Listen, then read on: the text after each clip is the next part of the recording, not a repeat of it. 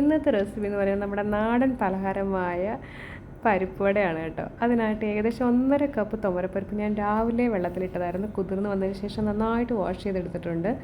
സാധാരണ ഇത് വടപ്പരിപ്പ് വെച്ചിട്ടാണ് ഉണ്ടാക്കുന്നത്. എൻ്റെ കയ്യിൽ വടപ്പരിപ്പില്ലാത്ത കാരണം, എന്നാൽ എനിക്ക് വട കഴിക്കുകയും വേണം. അപ്പോൾ പിന്നെ ഞാൻ എന്താ ചെയ്യുക, 1 കപ്പ് 1.5 കപ്പോളം തുവരപ്പരിപ്പില്ലേ, നമ്മുടെ സാമ്പാർ പരിപ്പ്, അത് തന്നെ കേട്ടോ. അതെടുത്ത് വെള്ളത്തിലിട്ട് കുതിർത്തെടുത്തിട്ടുണ്ട്.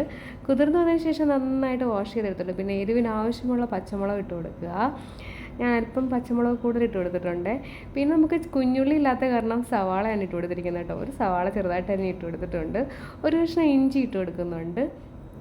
ഇതെല്ലാം കൂടി ഒന്ന് ചതച്ചെടുക്കണം കേട്ടോ. അല്പം ഉപ്പും കൂടി ചേർത്തിട്ട്, ഒരുപാട് അങ്ങ് അരഞ്ഞു പോകാൻ പാടില്ല, ഒന്ന് ചതച്ചെടുക്കുക. പിന്നെ ഒരല്പം കറിവേപ്പിലയും കൂടെ ഊരിയിട്ടോളൂ എടുത്തോളൂ കേട്ടോ. അപ്പോൾ ഇത്രയേ ഉള്ളൂ, നമ്മുടെ വടക്കുള്ള സംഭവം റെഡി ആയിട്ടുണ്ട്.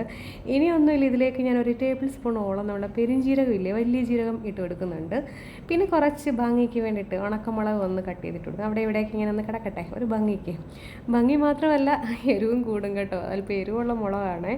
പിന്നെ നമ്മുടെ കറിവേപ്പിലയും കൂടി ഇട്ട് കൊടുത്തിട്ടുണ്ട്. ഇനി എല്ലാവർക്കും അറിയാവുന്ന, ഇതൊക്കെ എല്ലാവർക്കും അറിയാവുന്നതാണ്, നമ്മുടെ നാടൻ പലഹാരങ്ങളുടെ കൂട്ടത്തിൽ പെടുന്ന സംഭവമാണ് പരിപ്പുവട എന്ന് പറയുന്നത്. സത്യം പറഞ്ഞാൽ ഇതിൻ്റെ ആയിട്ടുള്ള പരിപ്പുണ്ട്, അങ്ങനെയാണ് അത് ഉണ്ടാക്കുന്നത്. എനിക്ക് അതില്ല, കിട്ടാൻ വഴിയില്ലാത്ത കാരണം ഞാനിത് തുവരപ്പരിപ്പ് വെച്ചിട്ടുണ്ടാക്കുന്നു കേട്ടോ. ഇനി ഒന്ന് കയ്യിൽ അല്പം വെള്ളം തടവിയതിന് ശേഷം ഓരോരോ ബോൾ പോലെ ഇങ്ങോട്ട് എടുത്തിട്ട് ഒന്ന് പരത്തി ഷേപ്പാക്കി എണ്ണയിൽ ഒന്ന് തീയൊന്ന് കൂട്ടിയിട്ട് കളയില്ല കേട്ടോ, കരിഞ്ഞു പോവും, ഉള്ളു വേവത്തില്ല. അത് കാരണം നമ്മൾ കുറഞ്ഞ തീയിൽ ഇട്ട് നമുക്ക് പൊരിച്ചെടുക്കാം കേട്ടോ. നല്ല ചൂട് കട്ടൻ ചായയും പരിപ്പുവടയും കൂടെ കഴിക്കുമ്പോൾ ഉള്ളൊരു ഫീൽ ഉണ്ടല്ലോ, മഴയൊക്കെ പെയ്തിരിക്കുന്ന സമയത്ത് എന്താ ഒരു ഫീലായിരിക്കില്ലേ. ഇപ്പം മഴയൊന്നുമല്ല, നല്ല ചൂടാണ് നാട്ടിലെന്ന് എനിക്കറിയാം. എങ്കിലും കഴിക്കണമെന്ന് തോന്നിക്കഴിഞ്ഞാൽ ഉണ്ടാക്കാതിരിക്കാൻ പറ്റത്തില്ലല്ലോ. അപ്പോൾ അതാ നമ്മുടെ പരിപ്പുവടയൊക്കെ റെഡി ആയിട്ടുണ്ട്. അപ്പോൾ ചൂട് ചായയും റെഡി ആയിട്ടുണ്ട് കേട്ടോ. അപ്പോൾ റെസിപ്പികളൊക്കെ ഇഷ്ടപ്പെടുന്നുണ്ടെങ്കിൽ ലൈക്ക് ചെയ്യാനും ഷെയർ ചെയ്യാനും മറക്കരുത്. ഇതുവരെ ചാനൽ സബ്സ്ക്രൈബ് ചെയ്താൽ കാണുന്നെങ്കിൽ ഒന്ന് സബ്സ്ക്രൈബ് ചെയ്തേക്കണേ.